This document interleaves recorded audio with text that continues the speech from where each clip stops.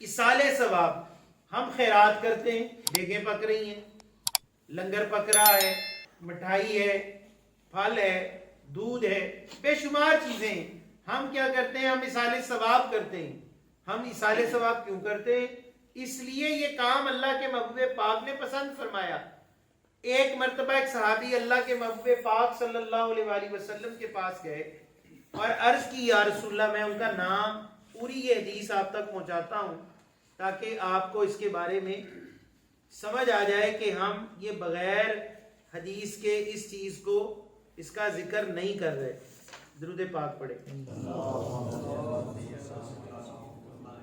حضرت ابن عباس رضی اللہ تعالیٰ عنہما نے بتایا کہ ایک مرتبہ سیدنا سعد بن عبادہ، یہ رسول پاک کے بڑے پیارے صحابی ہیں اور ان سے حدیثیں بھی مروی ہیں، ان کی والدہ ان کی عدم موجودگی میں فوت ہو گئی۔ یہ ملک سے باہر تھے، مدینہ طیبہ سے باہر تھے، اس وقت مدینہ ایک ملک تھا، ریاست تھی، اسٹیٹ تھی، باہر تھے۔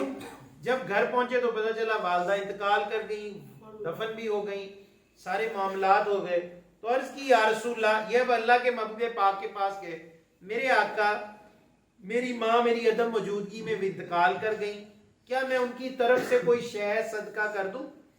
میں کوئی چیز اپنے محبوب پاک اپنی ماں کی طرف سے صدقہ کروں اور جس سے انہیں نفع ہو؟ تو اللہ کے محبوب پاک صلی اللہ علیہ وآلہ وسلم نے فرمایا، ہاں ضرور کرو۔ تو انہوں نے پورا کا پورا باغ اپنی ماں کے لیے کھجوروں کا صدقہ کر دیا۔ اب یہ بخاری کی حدیث پاک ہے، اس کا مطلب پتا چلا کہ اپنے والدین کے لیے اگر وہ وصیت نہ بھی کر کے گئے ہوں اور جو عمل انہیں دنیا میں پسند تھا نیکی کا، اچھائی کا، وہ عمل اگر اولاد کرے گی تو اللہ اس کا اجر بھی والدین کو ان کی قبروں تک پہنچائے گا۔ اسی طرح میرے محبوب پاک صلی اللہ علیہ وآلہ وسلم فرماتے ہیں کہ جب کوئی شخص مرتا ہے اس کا کام ختم ہو گیا، رزق ختم، نمازیں اب ختم، روزے اس کے ختم، زکوٰۃ دینی اس پر ختم، اب کوئی عمل ہی نہیں وہ کر سکتا۔ اب جب عمل ختم ہو گیا تو اس کا مطلب ہے عمل کا اجر بھی ختم ہو گیا، اب نہ کسی چیز کا گناہ نہ کسی چیز کا ثواب۔ لیکن میرے آقا فرماتے تین چیزیں ایسی ہیں جس کا مرنے کے بعد بھی تواتر سے اس کو ثواب پہنچتا ہے، تواتر سے قبر میں اس کا ثواب منتقل۔ یہ بات غور سے سنیے گا۔ پہلا عمل اللہ کے رسول نے فرمایا وہ کام جو اس نے صدقہ جاریہ کیا تھا، درخت لگایا، جب تک وہ شجر ہرا رہا، اس پہ پھل پھول لگتا رہا، پرندے کھاتے رہے، مسافر بیٹھتے رہے، کوئی اس کی لکڑی استعمال کرتا رہا، کوئی اس کا پتا استعمال کرتا رہا، کوئی اس کا پھل استعمال کرتا رہا، جتنی دیر تک وہ شجر سایہ دار رہا، اس کی لکڑی، اس کا پھل وہ موجود رہا، اتنی دیر تک اللہ اس کا ثواب لگانے والے کو دیتا رہے گا۔ اس نے کنواں کھودا، جب تک کنواں چلتا رہا، پانی نکلتا رہا، نلکا چلتا رہا، جتنی دیر تک اس سے لوگ پانی پیتے رہے اس کا ثواب اس کو ملتا رہا۔ اس نے مسجد بنائی، جب تک وہ مسجد رہے گی، لوگ سجدہ کریں گے، قرآن پڑھیں گے، اتنی دیر تک اس کا ثواب ان لوگوں کو پہنچتا رہے گا، اس بنانے والے کو پہنچتا رہے گا۔ اسی طرح دوسرا عمل اللہ کے محبوب پاک فرماتے ہیں نیک علم جو اس نے چھوڑا۔ ایک شخص ہے، اس نے حدیثوں کی کتاب جمع کی اور جمع کر کے وہ لوگوں میں دے گیا، جب تک وہ لوگ کتاب پڑھتے رہیں گے اتنی دیر تک اس کا ثواب لکھنے والے کو پہنچتا رہے گا۔ ایک شخص ہے، اس نے نعت پڑھی، نعت لکھی، جب تک وہ نعت پاک پڑھی جاتی رہے گی اللہ اتنی دیر تک اس کا ثواب لکھنے والے کو، پڑھنے والے کو دیتا رہے گا۔ ایک شخص ہے، اس نے کسی کو اچھا ہنر سکھایا، جب تک وہ ہنر کے ذریعے لوگ حلال رزق کماتے رہیں گے۔ ایک مزدور ہے، اس کو کسی مستری نے مستری بنایا، ایک ترخان ہے، اس کو اچھا کاریگر بنایا، ایک بچہ تھا اس کو درزی کسی نے بنایا، ایک آدمی تھا اس نے اس کو ڈاکٹر بنایا، انجینئر بنایا، جب تک اس کا جائز حلال عمل علم کی صورت میں جس سے جائز رزق وہ لیتا رہا اور وہ لوگوں کی ضروریات پوری کرتا رہا، یا ان کے جسمانی مقاصد پورے ہوئے یا روحانی، اتنی دیر تک اس کا ثواب قبر تک پہنچتا چلا جائے گا۔ پھر تیسرا اللہ کے محبوب نے فرمایا نیک اولاد، جب تک نیک اولاد ضرور زمین پر ہوتی ہے، جب وہ نماز پڑھتی ہے تو ماں اور باپ کو قبر میں اس کا ثواب پہنچایا جاتا ہے۔ وہ بچہ قرآن پڑھتا ہے، اس کے ثواب ملتا ہے۔ وہ بچہ نیکی کرتا ہے، وہ تبلیغ کرتا ہے، وہ دین سکھاتا ہے، وہ دین سیکھتا ہے۔ جہاں جہاں تک وہ نیکی کرتا جائے گا اور اگلے لوگوں کو بھی سکھاتا جائے گا، ان تمام چیزوں کا اجر اللہ ان والدین کو عطا کرتا جائے گا۔ اس کا مطلب ہے اصالِ ثواب عین حق ہے، اور قبر میں یہ نور پہنچتا ہے، قبر میں یہ نور پہنچتا ہے۔ اسی طرح میرے آقا نبی اکرم صلی اللہ علیہ وآلہ وسلم نے ارشاد فرمایا کہ ہر قبر والے سے 3 سوال کیے جاتے ہیں۔ ہر قبر والے سے جب کوئی مرتا ہے، اگر وہ مومن ہے اور اتنا مومن ہے کہ اس کے گناہ تو بہت ہیں، خطائیں تو بہت ہیں، لیکن نیکی کی بھی وہ کوشش کرتا رہا، ہمت کرتا رہا، لگا رہا، اور کچھ نیکیاں وہ سمیٹ گیا، کچھ نیکیاں وہ کر گیا، اب گناہ بھی بہت ہے لیکن نیکیاں بھی موجود ہیں، تو یہ حدیث اس شخص کے لیے ہے۔ میرے محبوب پاک صلی اللہ علیہ وسلم فرماتے ہیں، بخاری کی حدیث، کہ ایسے مومن کی قبر 70 گز تک وسیع ہو جاتی ہے۔ اب اس گز کو ہم وہ گز نہ سمجھے جو دکانوں پر کپڑا جسے لٹھا، جس سے کپڑا ماپا جا رہا ہے، جس سے جناب وردیاں یونیفارم ماپے جا رہے ہیں، یا جس سے جناب اعلیٰ زمین ماپی جا رہی ہے، وہ گز نہیں ہے، یہ اللہ کی رحمت کا گز ہے۔ اور اللہ کی جب کوئی عربی زبان میں کسی حدیث میں 70 گنا کا لفظ آتا ہے تو محدثین فرماتے ہیں اس کا مطلب ہے وہ اتنی وسیع ہو جائے گی کہ زمین و آسمان سے زیادہ وسیع ہو جائے گی۔ اس کا مطلب یہ ہے کہ وہ اتنی وسیع ہوگی کہ اس کو 70 جہاں 70 کا حصہ داخل ہو گیا تو اس کا مطلب ہے اللہ اس کو اتنی وسیع کرے گا کہ وہ زمین و آسمان کے خلا سے بھی زیادہ وسیع ہو جائے گی۔ اور اللہ کے محبوب پاک فرماتے ہیں، اب یہ پوری حدیث غور سے سنیں۔ سیدنا انس بن مالک رضی اللہ تعالیٰ عنہ نبی اکرم صلی اللہ علیہ وسلم سے روایت فرماتے ہیں کہ جب لوگ اپنے مردے کو قبر میں رکھ کر چلے جاتے ہیں، 7 فیٹ موڑ جاتے ہیں، تو وہ ان کے جوتوں کی آواز کو سماعت کرتا ہے، ان کے جوتوں کی آواز کو سماعت کرتا ہے، وہ سنتا۔ یعنی اللہ جو موت ہے یہ بھی سمجھ لیں، موت کا مطلب یہ نہیں ہے جو ہمارے ہاں عموماً کئی لوگ جہالت کی بنیاد پر کہہ دیتے ہیں جو مر گیا جی مر گیا، جان چکی، ختم ہو گیا، ایسا نہیں ہے۔ موت ایک لحظے کی کیفیت کا نام ہے۔ موت جو ہے، آپ ایک چیز منہ میں رکھ کے نگلتے ہیں، کبھی نوٹ کیے، گولی کھائی، کیپسول کھایا، کوئی آپ ایسی چیز یا لقمہ ہے وہ کھاتے ہیں، اور جیسے ہی آپ اس کو ہلکا سا دباتے ہیں وہ اگلے لہجے منہ سے میدے میں چلا جاتا ہے۔ منہ میں وہ نظر آ رہا تھا، محسوس، اب میدے میں محسوس نہیں ہو رہا، نظر نہیں آ رہا۔ بہن اسی طرح جب کسی شخص کی موت آتی ہے، ایک لہجے سے وہ دنیا سے تو اس کا تعلق منقطع ہو کر اس کا تعلق آخرت کی دنیا میں عالم ارواح میں اس سے منسلک ہو جاتا ہے۔ کیا ہوتا ہے؟ باتیں مشکل تو نہیں، سمجھ آ رہی ہے؟ لہجہ ایک ہے، ایک لمحہ جس کو 1 سیکنڈ، ایک منٹ آپ سمجھ لیں، سیکنڈ نہ کہیں، منٹ کہہ لیں، دقیقہ واحد، ایک لہجہ، اسی دوسرے لہجے میں وہ عالم دنیا سے عالم ارواح میں چلا جاتا ہے۔ اس کی مثال میں آپ کو سمجھاتا ہوں۔ ایک بچہ ماں کے پیٹ میں 9 مہینے رہا، اب وہ عالم بطن میں ہے، بطن مادر میں ہے، ماں کے پیٹ میں ہے، اور اس کے وجود میں جو ارواح، جو روحیں آئیں وہ عالم ارواح سے آئیں، لیکن جب تک وہ اس دنیا میں نہیں آتا اس پر دنیا کے کسی کام کا کوئی اطلاق نہیں ہو سکتا، نہ اس کا نام رکھا جا سکتا ہے، نہ اس کے وراثت کا کوئی حق مانگا جا سکتا ہے، وہ بھی آئے ہی نہیں۔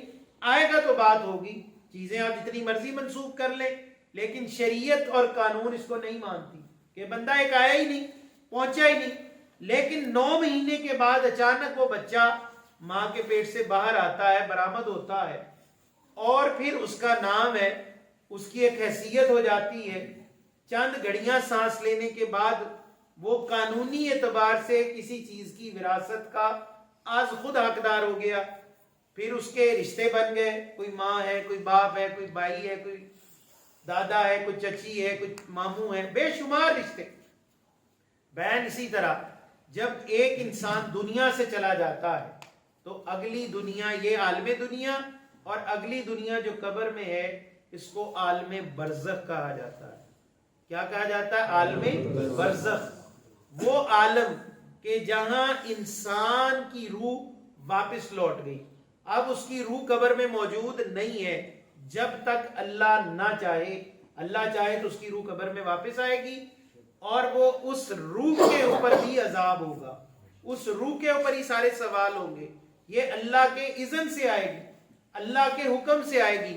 اور میرے محبوب پاک فرماتے ہیں جب میت کو لوگ چھوڑ کر جاتے ہیں تو وہ اپنے ساتھی کے جوتوں کی آواز سنتا ہے، اور پھر 2 فرشتے اس کو بٹھا کر پوچھتے ہیں۔ اب یہ دیکھیں، ہم نے وہ حدیثیں بہت سنی کہ جس کے میں یہ کہا گیا کہ من ربو کا، من دینوں کا، یہ حدیث بھی ہے، اور یہ حدیث جو بخاری کے الفاظ ہیں یہ بڑی قابل توجہ ہے۔ محبوب کبریا نبی اکرم صلی اللہ علیہ وآلہ وسلم فرماتے ہیں کہ 2 فرشتے اس کو بٹھا لیتے ہیں۔ اب بٹھا کر اس سے سوال کیا کرتے ہیں؟ اب بٹھاتے ہیں تو ہم قبر میں کیا کرتے ہیں؟ اتنی جگہ چھوڑتے ہیں، قبر اتنی گہری رکھتے ہیں کہ مردے کو بیٹھنے میں آسانی واقع ہو۔ اب اس کا یہ قطعاً مطلب نہیں کہ اگر کسی نے جگہ کم چھوڑ دی تو وہ بیٹھ ہی نہیں سکتا، اٹھ نہیں سکتا، بلکہ مومن کی قبر کو اللہ خود کھلا کرتا ہے۔ لیکن ہم تمثیل کے لیے اور ایک شریعت کے اصول پہ عمل کرنے کے لیے قبر کو ایک خاص حد تک گہرا کرتے ہیں، کوئی اس تک جانور نہ پہنچے، وہ قبر اتنی اوپر نہ ہو کہ کوئی پانی جلدی پہنچ جائے، ایسا نہ ہو کوئی پیر رکھ دے تو وہ مردے کے وجود پر آ جائے۔ یہاں ایک مسئلہ اور سماعت کر لیں کہ جو قانون زندہ بندے پر اس کا اطلاق ہوتا ہے اس کو اذیت دے، جو قانون شریعت میں زندہ کو، اگر آپ زندہ کی ہڈی توڑیں تو قانون یہ کہتا ہے، شریعت یہ کہتی ہے اس کی ہڈی بھی توڑی جائے، اگر یہ تھپڑ مارے اس کو بھی مارا جائے، اگر یہ کانا کسی کو کرے اس کی آنکھ نکالی جائے، یہ کسی کو سر پھاڑے تو اس کا بھی پھاڑا جائے، یہ شریعت کہتی ہے۔ اللہ کے رسول فرماتے بین میت کے لیے بھی یہ حکم ہے، جو میت کو اذیت دے گا اس کو بھی وہی اذیت دی جائے گی۔ ہڈی توڑے گا اس کی ہڈی توڑی جائے گی، یہ میت کو ذلیل کرے گا اس کو ذلیل کیا جائے گا، یہ میت کو تکلیف دے گا اس کو تکلیف دی جائے گی، اور اگر کسی کو نہیں پتا چلا تو اللہ اس پر شدید عذاب فرمائے گا۔ یعنی میت کا احترام واجب ہے، میت کا احترام واجب ہے، خواہ مسلمان کی ہو یا کافر کی ہو، یہ بھی سمجھ لیں۔ اللہ کے رسول صلی اللہ علیہ وآلہ وسلم کے سامنے سے ایک جنازہ گزرا، ہم جب جنازہ گزرتا ہے تو کیا کرتے ہیں؟ کھڑے ہو جاتے ہیں۔ کیا کرتے ہیں؟ کیوں کھڑے ہوتے ہیں؟ کوئی دوست بتائے گا؟ احترام تو ہے، لیکن کس نے کہا یہ احترام کریں؟ حدیث پاک میں یہ آیا ہے، یہ اللہ کے رسول کی سنت ہے۔ ایک جنازہ اب عیسائی کا جا رہا ہے تو کیا آپ اس کا احترام کریں گے؟ کھڑے ہوں گے؟ اس کے لیے بھی ہم کھڑے ہوں گے، کیونکہ اللہ کے رسول نے یہ حکم دیا۔ ایک یہودی کا جنازہ گزرا، اللہ کے رسول اس کے لیے کھڑے ہو گئے اور عرض کی حالکہ یہ تو یہودی ہے، کافر ہے۔ اللہ کے محبوب نے فرمایا موت کافر اور مسلمان کے لیے ایک جیسی ہے، تم موت کا احترام کرو، تم موت کا اکرام کرو۔ یہاں میت کا اکرام نہیں ہو رہا، یہ موت ہے جو اس کے ساتھ ساتھ جا رہی ہے، جس نے اس کو مار ڈالا، جس نے اس کو ہلاک کر ڈالا۔ اب اسی طرح میرے آقا نبی اکرم صلی اللہ علیہ وسلم فرماتے ہیں کہ اس میت کو بٹھایا جاتا ہے اور اسے حضور علیہ الصلوۃ والسلام کی شان کے بارے میں پوچھا جاتا ہے، اور ایک حدیث سے اللہ کے رسول کی صورت دکھائی جاتی ہے، اور یہ عین حق ہے۔ اللہ کے رسول واقعی مومن کی قبر میں تشریف لاتے آپ کی صورت اقدس دکھانے کا مقصد ہے کہ اللہ کے رسول کا وہاں آنا اپنی امتی کے لیے. محبوب پاک فرماتے ہیں اگر وہ اللہ کے رسول کو پہچان کے گواہی دے دے کہ یہ میرے آقا ہے، یہ میرے آقا ہے، تو فرشتے اس کی قبر کو جنت کا باغیچہ بنا دیتے ہیں. اللہ کے حکم سے اس کی قبر جنت بن جاتی ہے. اور اگر وہ نہ پہچان پائے، وہ کافر ہے، زندیق ہے، حضور کی شان میں گستاخیاں کرتا رہا، بےہودگیاں کرتا رہا، زبان کو قابو میں رکھ کر بات نہیں کرتا تھا، بے ادبی کرتا تھا، اللہ کے رسول فرماتے ہیں اس کے تالو میں اتنے زور سے فرشتے ہتھوڑا مارتے ہیں جو اللہ کے رسول کو پہچان نہ پائے کہ سوائے انسان اور جنات کے پوری زمین و آسمان کی مخلوق اس آواز کو سنتی. اتنا زوردار وہ تھوڑا مارا جاتا ہے، اور اس کا مطلب یہ ہوتا ہے کہ اس کو جہنم میں دھسا دیا جاتا ہے. اب وہ گرنا شروع ہو جاتا ہے، اس کا عذاب شروع ہو جاتا ہے. تو اس کا مطلب یہ ساری بات کا کیا پتہ چلا کہ جب ہم اپنی میت کو چھوڑ کر آتے ہیں تو اس کا ایصال ثواب، اس کے لیے دعائے خیر کرنا، اس کے لیے چیزوں کی تیاری کرنا، یہ ہمارے جو ذمے یہ تو ہوگا. لیکن مرنے سے پہلے ایک بندہ اپنے لیے تیاری کرے کہ وہ اپنے محبوب پاک کی شان اور عظمت کو سیکھنے کی کوشش کرے، جو بھی ہم آپ سارے بیٹھ کے کوشش کر رہے ہیں. الحمدللہ یہ اس طرح ہوگا، یہ ایسے ہی ممکن ہوگا کہ ہم اللہ کے رسول کا دین سیکھیں، شریعت سیکھیں، احادیث مبارکہ سیکھیں، اور یہی چیزیں قیامت کے دن انشاءاللہ بندے کے لیے نور بنا دیا جائے گا. پہچان کا ذریعہ یہ چیزیں ہوں گی. نور جو ہوگا وہ علم کی صورت میں آئے گا، عمل کی صورت میں آئے گا. نیک عقائد، صالح عقائد جو رکھے وہ نور بن کر قبر میں مومن کی مدد کے لیے آئیں گے، اور اللہ کے فرشتوں کو جواب دینے میں مومن کے لیے آسانی باہم پہنچائیں گے. اب یہ حدیث پاک کہ وہ اللہ کے رسول کی صورت کو دیکھتا ہے اور کیا کہتا ہے، محمد نبی، محمد میرے نبی ہیں، یا نبینا محمد، اللہ کے رسول ہمارے نبی ہیں، میرے آقا ہیں، میرے مولا. اور یہاں تک صالحین نے فرمایا کہ اگر یہ کثرت سے درود پاک پڑھنے والا ہوگا تو وہ درود پاک آ کر کہے گا تم اس سے کیا پوچھتے ہو، یہ تو خود حضور پر درود پہنچایا کرتا ہے. ایک مرتبہ درود پاک پڑھے. اللہم صلی علی سیدنا.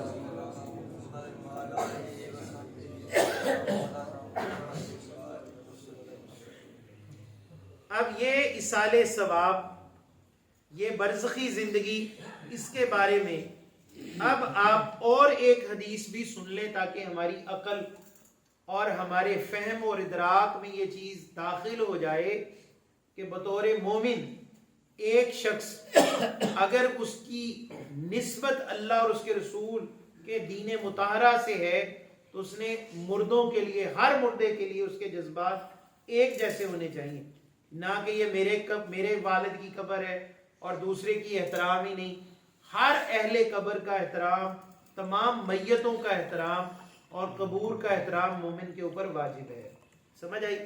اسی طرح حضرت ابن عباس رضی اللہ عنہما فرماتے ہیں کہ محبوب کبریا صلی اللہ علیہ وآلہ وسلم دو قبروں کے پاس گزرے جن پر عذاب ہو رہا تھا. اور وہ عذاب کیسے ہو رہا تھا یہ سیدنا زید بن ثابت اسی حدیث کو آگے اور ڈیٹیلڈ سے بتاتے ہیں کہ ہم بنو نجار کے قبیلے کے علاقے سے گزر رہے تھے اور ایک چار دیواری میں ہم خچر پر سوار تھے.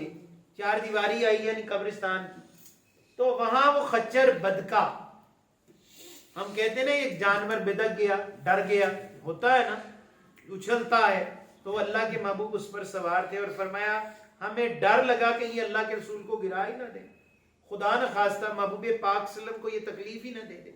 تو اللہ کے محبوب پاک صلی اللہ علیہ وآلہ وسلم نے فرمایا کہ کیا تم میں سے ان قبر والوں کو کوئی جانتا ہے جن کی یہ چار دیواری میں قبریں؟ پرانے زمانے میں بڑے بڑے قبرستان نہیں ہوتے تھے، چھوٹی چھوٹی بستیاں، چھوٹے چھوٹے قبرستان. تو کسی نے عرض کی یا رسول اللہ، ایک بندے نے کہا میں جانتا ہوں، میں ان سے میری واقفیت تھی، یہ زمانہ جاہلیت کے لوگ ہیں، یہ زمانہ جاہلیت کے لوگ ہیں. جاہلیت میں مر گئے، کفر میں ہی رہے، کفر پہ مر گئے. فرمایا اگر میں تمہیں دکھا سکتا، مجھے یہ خدشہ نہ ہوتا کہ تم اس معاملے کو سنبھال سکو، چھپا سکو، تو میں تمہیں ضرور دکھاتا کہ اللہ تعالیٰ ان پر عذاب فرما رہا ہے. اللہ تعالیٰ ان پر. اب اس سے 3 باتیں واضح ہوئی. پہلی بات کہ خچر جانور ہے، خچر کے اندر اللہ تعالیٰ نے ایسی، یا جانوروں میں بھی اللہ نے ایسی خصوصیات رکھی ہیں کہ وہ اللہ کے عذاب کو دیکھ لیتے ہیں. تو انسان تو اشرف المخلوقات ہے، اور پھر نبی الزمان، آخر الزمان، میرے آقا نبی اکرم صلی اللہ علیہ وآلہ وسلم کی شان سب نبیوں سے بڑھ کر اللہ کے بعد سارا رتبہ ہی آپ کا. اور آپ کیا فرما رہے، اگر میں تمہیں خوف نہ ہوتا، خدشہ نہ ہوتا، ضرور دکھاتا کہ اللہ کا عذاب ان کی قبروں کی طرف ہے. اور پھر اس سے پہلے جو حدیث میں نے درمیان میں چھوڑی تھی کہ 2 قبروں سے گزرے، وہ بھی اسی حدیث سے متصل ہے. وہ ان قبروں پر اللہ کے رسول پاک صلی اللہ علیہ وآلہ وسلم نے ایک جو سبز ٹہنی ہے، جو شاخ سبز ہوتی ہے، وہ رکھی.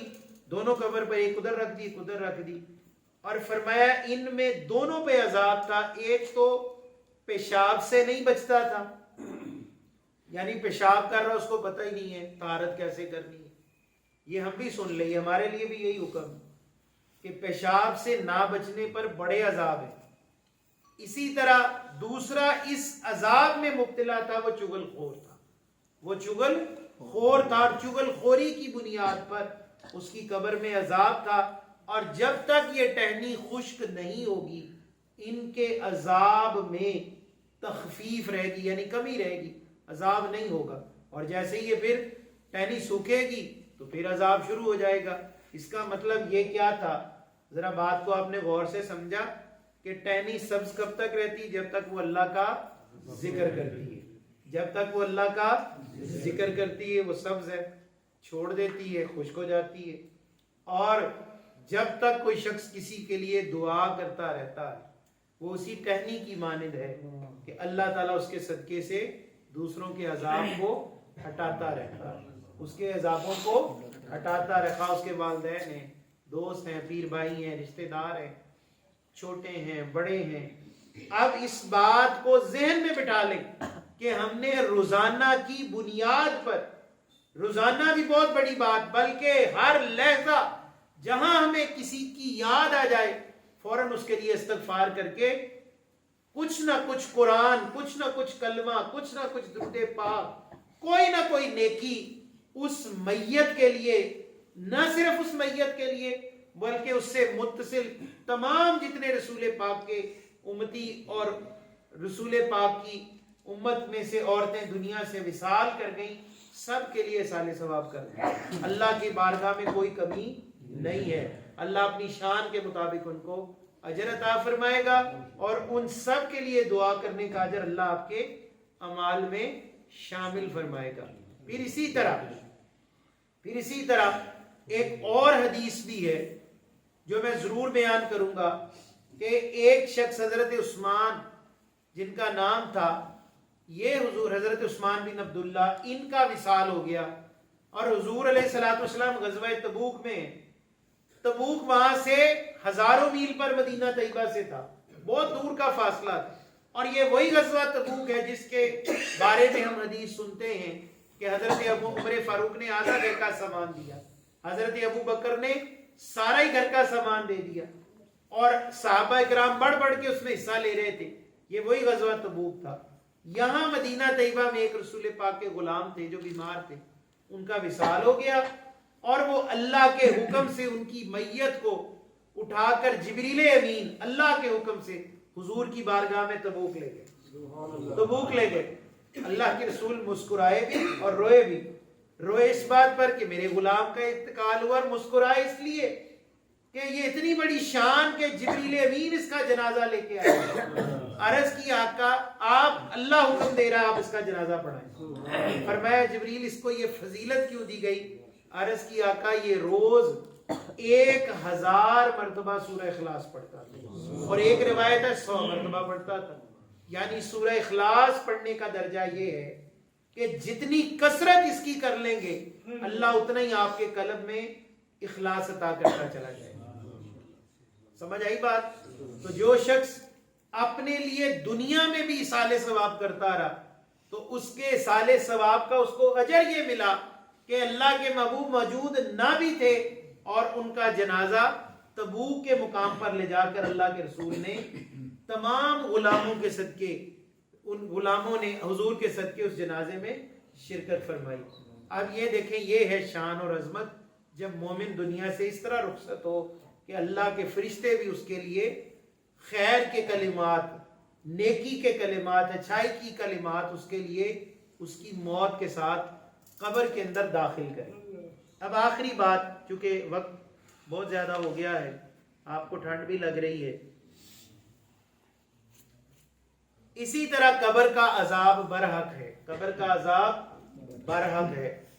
اب فرعون ہے، شداد ہے، نمرود ہے، ابو جہل تھا، ابو لہب تھا، یہ سارے اللہ اور اس کے رسولوں کے دشمن تھے.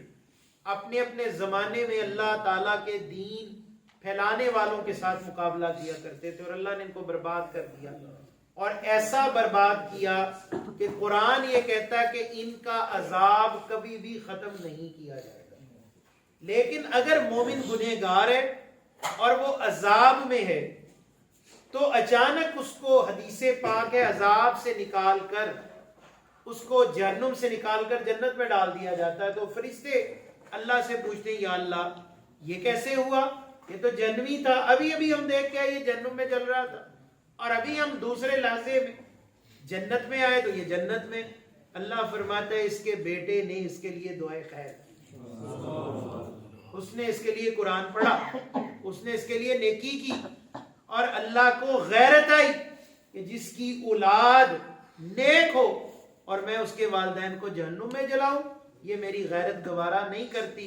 بس اس کی اولاد کی استغفار کی کثرت کی بنیاد پر، نیکی کی بنیاد پر اس کو عذاب سے میں نے جنت کے اندر منتقل فرمایا، اور اللہ نے اس کے احوال کو، اس کے معاملات کو برائی سے اچھائی میں تبدیل فرمایا.